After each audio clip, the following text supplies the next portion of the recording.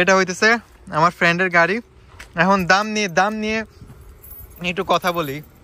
প্রথমে বলি এটা যে দাম, এই টাকা দিয়ে বাংলাদেশে একটা আরামসে একটা সাইকেল কিনা যাবে। হ্যাঁ, বাংলাদেশি টাকা যদি কনভার্ট করেন অ্যারাউন্ড কত 2 লাখ টাকার মতো পড়ছে। এখানে গাড়ি কিনতে হলে কি লাগে?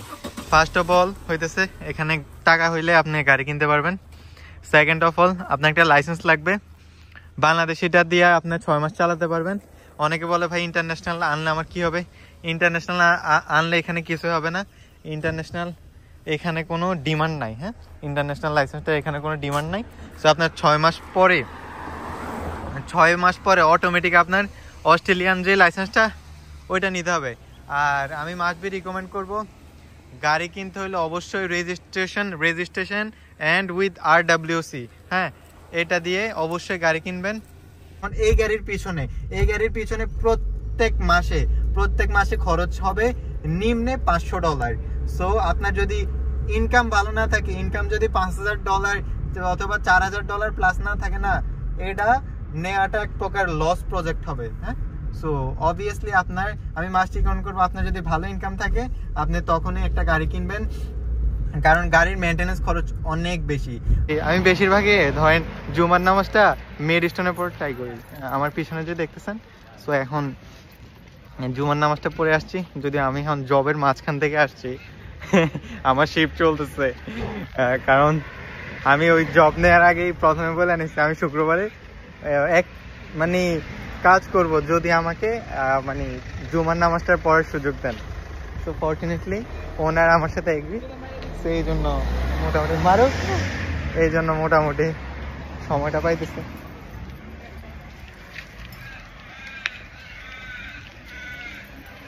সো আজকের ভিডিওটা মোটামুটি সামনে।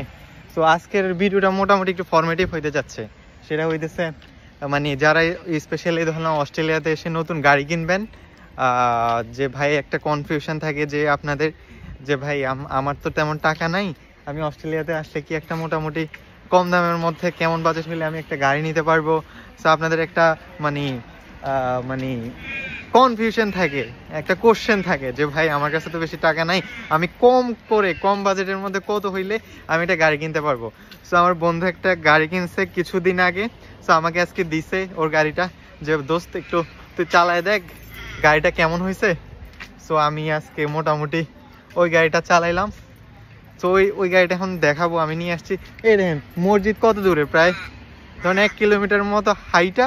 এখন গাড়ির কাছে যাচ্ছি কারণ পার্কিং পাইতেছিলাম না, অনেক দূরে রাখছি। সো বন্ধুটা আমার গাড়ি দিছে, এখন গাড়ি পার্কিংয়ে রাখছিলাম ওই সাইডে। তো এখন যাচ্ছি গাড়ির কাছে। সো যারা মোটামুটি গাড়ি কিনতে ইচ্ছুক এই ভিডিওটা দেখেন, মোটামুটি ভালো একটা আইডিয়া পেয়ে যাবেন। আপনি খেজুর নিয়েছিলেন? তো কিন্তু খেজুর ছিল। আর এই দিন মজা কি খেয়াল করেননি আপনি? ফ্রি খেজুর ছিল মসজিদে। তো এখানের মজা কি, আপনি মসজিদে আসলে অনেক রকমের খাবার, স্পেশালি খেজুরটা পাবেন ফ্রিতে। অনেক মজার ভাই এই রাস্তায় গাড়ি রাস্তায় রাখছিলাম, নেন খান। আরে ভাই খান, আমি নিচ্ছি 2-3টা নিচ্ছি। সো দেখেন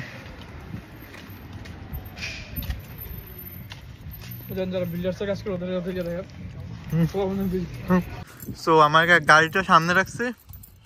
এখন মোটামুটি আপনাদেরকে দেখাবো যে ভাই কম কতর মধ্যে হলে আমরা এখানে গাড়ি কিনতে পারবো। আর আরেকটা কথা, মোস্ট ইম্পর্টেন্ট কথা যেটা, সেটা হচ্ছে আমরা যেমন বাংলাদেশে হুন্ডা কিনি, সাইকেল কিনি, এটা কোনো ব্যাপার না। তেমন এখানে হইতেছে গাড়ি কিনা তেমন একটা ব্যাপার না। আপনার কাছে লাইসেন্সটা হইলে চলে। এখন এটা হইতেছে আমার ফ্রেন্ডের গাড়ি। এখন দাম নিয়ে একটু কথা বলি। প্রথমে বলি এটা যে দাম, এই টাকা দিয়ে বাংলাদেশে একটা আরামসে একটা সাইকেল কিনা যাবে। হ্যাঁ, তো এটা যদি বাংলাদেশে এটা কনভার্ট করেন, সো হ্যাঁ সো বাংলাদেশি টাকা যদি কনভার্ট করেন অ্যারাউন্ড কত 2 লাখ টাকার মতো পড়ছে।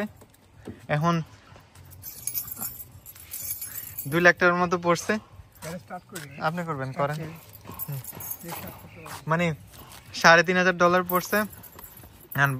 আমার বন্ধু আবার কোনো সময় চালায় নাই তো, সো ওরা একটু ডরাইতেছিলাম। ওই দেখেন ওই খুঁজো, মানে তেমন একটা এক্সপিরিয়েন্স না, বলতেছে স্টার্ট দিবে।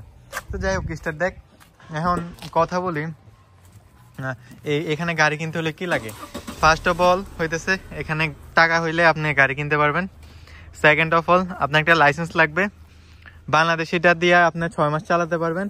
অনেকে বলে ভাই ইন্টারন্যাশনাল আনলে আমার কি হবে? ইন্টারন্যাশনাল আনলে এখানে কিছু হবে না। ইন্টারন্যাশনাল এখানে কোনো ডিমান্ড নাই। হ্যাঁ, ইন্টারন্যাশনাল লাইসেন্সটা এখানে কোনো ডিমান্ড নাই। সো আপনার 6 মাস পরে অটোমেটিক আপনার অস্ট্রেলিয়ান যে লাইসেন্সটা ওইটা নিতে হবে। আর আমি মাস্ট বি রিকমেন্ড করব, গাড়ি কিনতে হলে অবশ্যই রেজিস্ট্রেশন অ্যান্ড উইথ RWC। হ্যাঁ, এটা দিয়ে অবশ্যই গাড়ি কিনবেন। হ্যাঁ, আপনি চালাবেন? ভাই আমার ভয় লাগতেছে। শিওর আপনি চালাবেন? আপনি তো কখনো চালান নাই। আমার ভয় লাগতেছে। আরে সমস্যা, আল্লাহ বসে আমি আছি। সো আস্তে আস্তে চলেন। কি করছেন?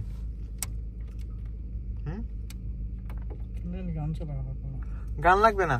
আপনি চান ইয়া লাগবে না আপনার ম্যাপ? আচ্ছা, আপনি পার্কিংটা করছেন কই? এখানে গাড়ি যারা তারা করেছে, আপনি কেস খাওয়া যাবেন ডাইরেক্ট। আর আমি তো সিট বেল্ট আটকাই নাই, আপনি টান দেওয়া শুরু করছেন। আপনি এখানে গাড়ি চালানো তেমন ব্যাপার না, বুঝছেন? এখানে সবচেয়ে ব্যাপার হইতেছে এখানে নিয়ম কানুন। এখানে নিয়ম কানুন গুলো অনেক বেশি কঠিন। হ্যাঁ, সো এখন হ্যাঁ সোজা গিয়ে বামে নেবেন। আপনারা বললাম আগে ম্যাপটা দেন, ম্যাপটা দিলে তো আর আমার এত বলা লাগতেছে না। সবসময় গাড়ি চালাইলে এটাতে লাগেন না, অবস্থা খারাপ হয়ে যাবে। এগুলো যেতাম পার্কিং এ নেন।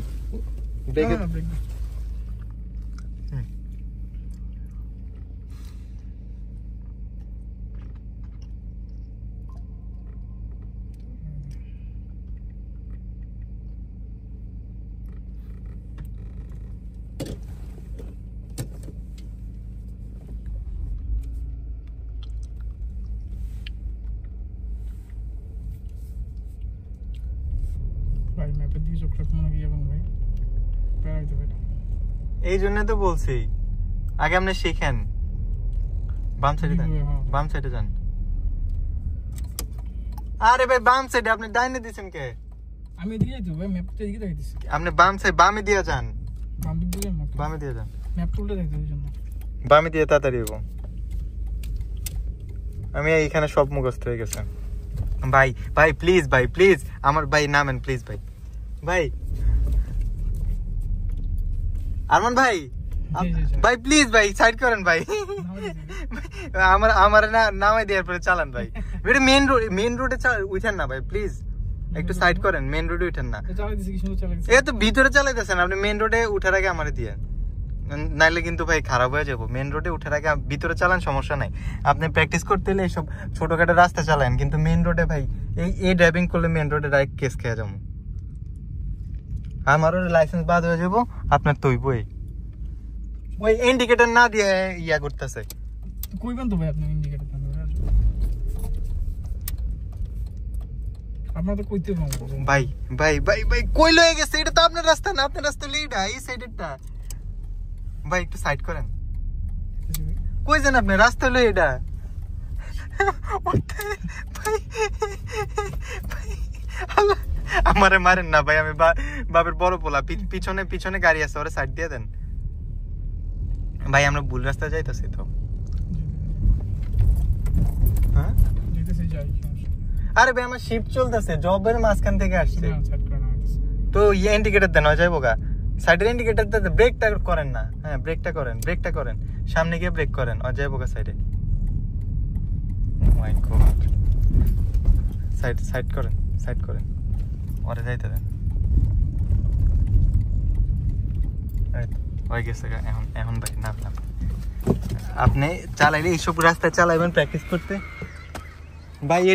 পার্কিং এ দেন ভাই। এগুলা নিয়ে রে খেলা করার জিনিস না ভাই। শুনেন আস্তে ভাই, এগুলা কোনো ইয়া চিজ না ভাই, আস্তে হইব, একটু একটু ধৈর্য ধরেন, বুঝছেন? হ্যাঁ, একটু ধৈর্য ধরেন, হইব, টেনশন নাই। এখন ভুল রাস্তায় নিয়ে আসছেন, ধরেন এদিকটা ধরেন আমার।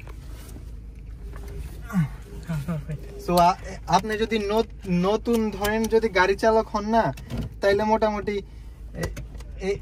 এই গাড়িটা পারফেক্ট আছে। হ্যাঁ, কিন্তু আপনার যদি মনে হয় যে বাজেট আপনার $5,000, তাইলে আমি মাস্টার রিকমেন্ড করবো মাজদা অথবা টয়োটা ইয়ারিস নেন। হ্যাঁ, কারণ ওইগুলাতে আপনি পারফরমেন্স অবভিয়াসলি ভালো পাবেন। এই দেখেন, আপনার একটা রুলস শিখাই, কারণ এখানে গাড়ি চালান ব্যাপার না, রুলস মেনটেন করার ব্যাপার। ওরে কিন্তু আমার সাইড দিতে হইব, কি লেগা আমার রাস্তা এখানে অফ। ওই আসার পরে আমার যাইতে হইব, বুঝছেন? সো ওই আমার কিন্তু থ্যাংক ইউ দিছে, খেয়াল করছেন? হাত দিয়ে আমরা থ্যাংক ইউ দেয়। সো আপনার রুলস গুলো আগে মানতে হবে। গাড়ি সবাই চালাতে পারে, কিন্তু এখানে রুলস গুলো হইলো অনেক কঠিন, রুলস গুলো সবাই জানে না। সো একটু সময় লাগবে আপনার।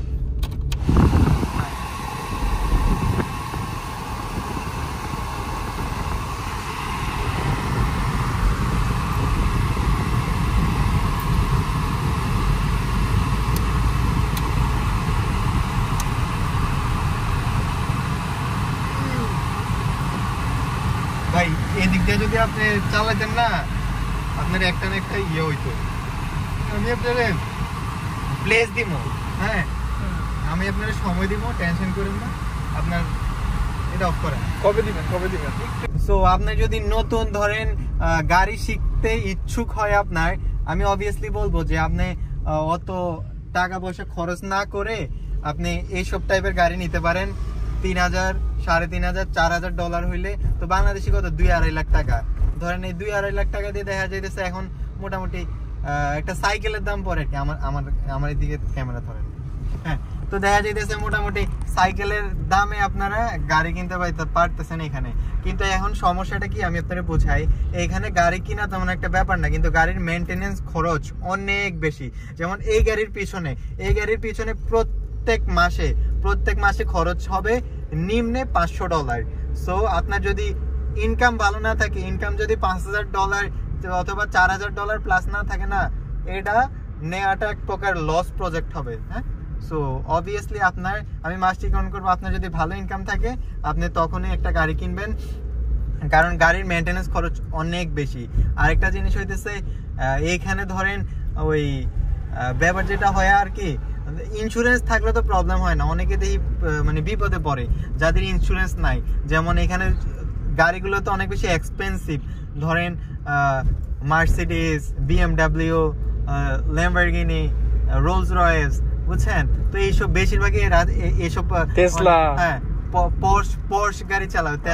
টেসলা কিভাবে বললাম, পোর্শ গাড়ি চালায় আর কি। তো দেখা যাচ্ছে সামহাউ, বলা তো আর যায় না বিপদে কোন সময় চলে আসে, তো সামহাউ যদি একটা ইনসিডেন্ট হয়ে যায়, তাহলে কিন্তু আপনার ভাই দেখা যাইতেছে পুরা আজীবন দেখা যাইতেছে ইয়া করলে এগুলো শোধ করতে পারবেন না। হ্যাঁ, আর আমার কিন্তু ভাই অলমোস্ট মোর দেন 8 ইয়ার্স আমি ড্রাইভিং করি, বুঝছেন? এর আলহামদুলিল্লাহ, আপনার দোয়ার বরকতে আলহামদুলিল্লাহ এখনো পর্যন্ত প্রবলেম হয় নাই। সো আমি মাস্ট রিকমেন্ড করবো। এরপর যেটা সত্যি কথা, বাংলাদেশের ড্রাইভিং এর আর এখানে ড্রাইভিং এর মধ্যে আকাশের পাতাল তফাৎ। হ্যাঁ, সো এখানে আইসা আমি এখানে ড্রাইভিংটা শিখছি ভালো করে, এবং ড্রাইভিং ইমপ্রুভ করছি অনেক এখানে আইসা। সো আমি আপনাদের মাস্ট রিকমেন্ড করবো, হ্যাঁ, মানে যদি বাংলাদেশ থেকে ভালো করে শিখে আসেন, এটা আপনার জন্য অনেক অনেক অনেক ভালো হবে। আর আপনার কম বাজেটে এখানে গাড়ি পাওয়া যায়, কিন্তু আমি আপনাদের বলবো, আপনি $5,000, $5,500, $6,000 দিয়ে যদি যে গাড়িগুলো নেন না, মাজদা, টয়োটা, ইয়ারিয়া, সেই গাড়িগুলোর মেনটেনেন্স খরচ বেশি, খরচ কম, অনেক কম। যেমন এগুলোর পার্টসের দাম বেশি, আপনার জিনিসপত্রের দাম বেশি, নষ্ট হয়ে গেলে মেনটেনেন্স খরচ বেশি, আর মাইলেজ দেয় কম। সো এটা যদি আমি $4,000 দিয়ে নিতে পারি, $3,500 দিয়ে নিতে পারি, আর 1500 আমি অ্যাড করে আমি একটু ভালো নেওয়ার ট্রাই করবো, বুঝছেন? সো কারণ ওইগুলোর আবার রিসেল ভ্যালু ভালো। হ্যাঁ, আপনি যে কোনো সময় চাইলে যে দামে কিনতে পারতেছেন সেই দামে সেল করতে পারতেছেন। হ্যাঁ, এটা হইতেছে আরেকটা প্লাস পয়েন্ট। এখন আপনি যদি মনে করেন যে না ভাই আমি তো নতুন, আমি গাড়ি শিখতে জাস্ট একটা কিনবো, তাহলে আমি রিকমেন্ড করবো এই টাইপের গাড়ি কিনেন। $3,000 $3,500 দিয়ে অ্যাভেলেবেল পাবেন মার্কেট প্লেসে। আর এখানে প্লাস পয়েন্টটা কি, এখানে রাস্তাঘাট অনেক সুন্দর। হ্যাঁ, এখানে গাড়িতে তেমন একটা সমস্যা হয় না, বাংলাদেশের মতো ভাঙা রাস্তা না। বাংলাদেশে হইলে না 2 দিনের পরেই সার্ভিসিংয়ে নেওয়া লাগতো, এখানে তেমন একটা প্রবলেম হয় না। আনলেস আপনি যদি বড় বড় লং ট্যুরে না যান, তাইলে আপনি ইজিলি 8-10 বছর 15 বছর একটা গাড়ি আরামসে চোখ বন্ধ করে চালাইতে পারবেন। সো এটা মোটামুটি আমার কাছে মনে হইতেছে $3,000 দিয়ে কিনাটা আমার কাছে মনে হইতেছে ঠিক আছে, কারণ মোটামুটি চালাইতেছি তো, মোটামুটি কমফোর্টেবল। যদি আপনি এক হাতে চালান, নিজে যদি চালান, কাউকে যদি না দেন, তাহলে এটা অনেকদিন আপনি চালাইতে পারবেন, নো ডাউট। হ্যাঁ, ভালো সার্ভিস দেবে আপনাকে। এখন ভিতরের ইঞ্জিনটাতে তো আমি ঢুকি নাই, ইঞ্জিনের কি হাল অবস্থা এক্স্যাক্টলি বলতে পারবো না, বাট ওভারঅল এখন ড্রাইভিং করতেছে আমার কাছে মোটামুটি কমফোর্টেবল লাগতেছে, ভালো লাগতেছে। আর সব কিছু চেক করলাম, মোটামুটি এখনো পর্যন্ত ঠিক আছে। মাইলেজটা যদিও চেক করে নেয়, বাট ছোট গাড়ি তো মানে 12, 13, 14 না দিলেও 10 দিবে, 10 দিবে মাইলেজ আমার যেটা মনে হয়েছে। আর কিলো চলছে অনেক কম, 1,20,000 কিলো চলছে, তার মানে একদম ফ্রেশ গাড়ি।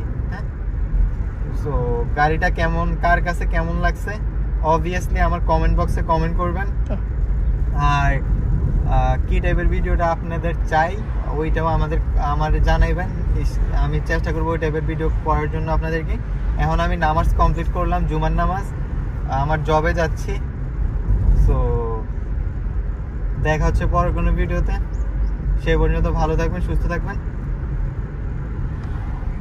আমার জন্য দোয়া করবেন। ঠিক আছে, আসসালামু আলাইকুম ওয়া রাহমাতুল্লাহ।